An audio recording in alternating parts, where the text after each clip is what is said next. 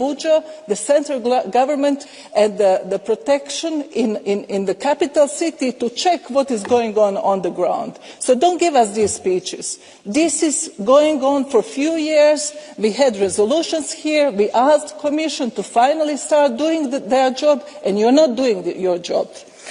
And the recent kidnapping of 300 school children from Catholic school in Nigeria is a brutal reminder that these groups operate as though they are above the law. So the history will judge us upon the actions that we are taking here. Thank you.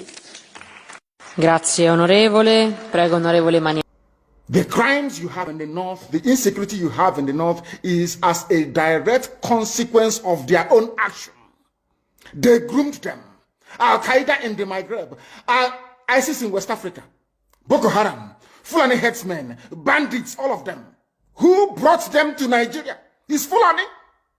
Fulani brought them into Nigeria. El Rufai brought them in. Bauchi State Governor brought them in. Are you people deaf and dumb and stupid? When you come out and you pretend, oh, we are one Nigeria, go and show me. Somebody was asking, where is the boundary, where would the boundary of Biafra begin? And I asked the fool, where did the boundary of Nigeria begin?